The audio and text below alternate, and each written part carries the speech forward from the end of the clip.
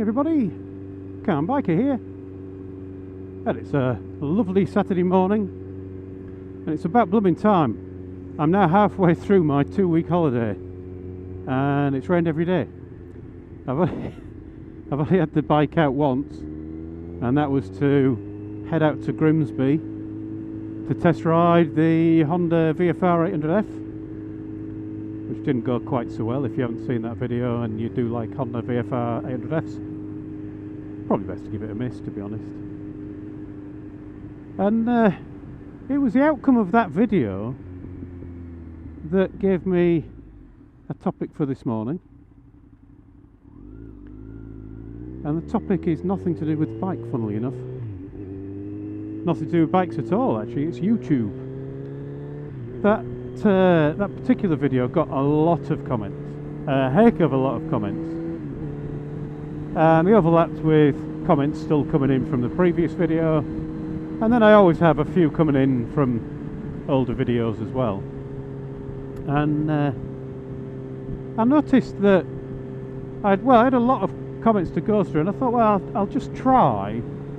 What I normally do is I go to Gmail, so I have all of the YouTube comments I get notifications for through Gmail.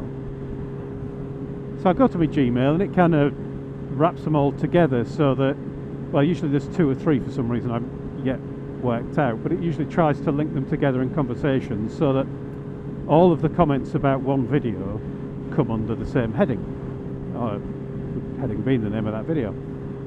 And I was going through those and I noticed that there didn't seem to be as many emails as I would have expected.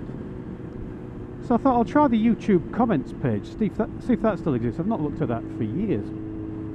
So I go to that and I found at that point that there were indeed lots more comments than were coming through on the Gmail.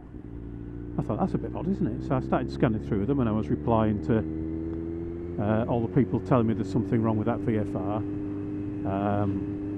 I'm starting to think there was, actually, because it's compared to the Z750R. Somebody sent me a link that compares them on power and torque and things like that, and they basically come out identical, and yet even though the VFR weighs a little bit more, you know, the difference in weight would not account for the difference in feel of the machine. But anyway, that's by the by. So I'd go through all these comments and replying to them, and I found a comment on a video and I thought, well, that's an odd one. That's a comment on quite an old video, but I still like to reply to them all. There's a comment on quite an old video and there is no email for it, nothing in the Gmail at all for that video. So I start looking a bit harder and I realised I've had loads of comments going back 2 or 3 years.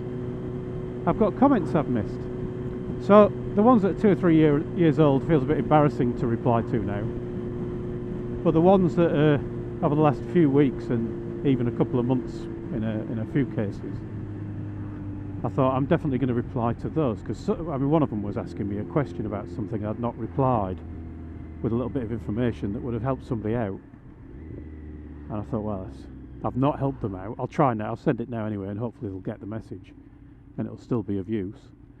But it just seems rude not to have replied.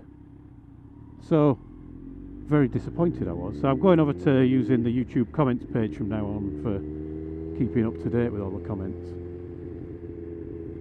I just wanted to do this quick video just to say that that's the reason, if I've not replied to you, that's the reason why, and I do apologise. And if your comment has been from a few months ago and I've not replied, well, that's pure embarrassment.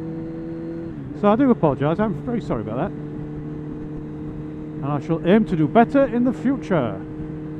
Reminds me back to the days when they brought in Google Plus and they were desperate to try and get people using that, their answer to Facebook and Twitter and whatnot.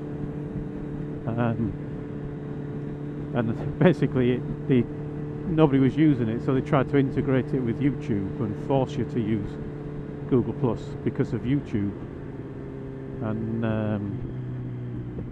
yeah, what really happened was it ruined the YouTube comment system for quite some time.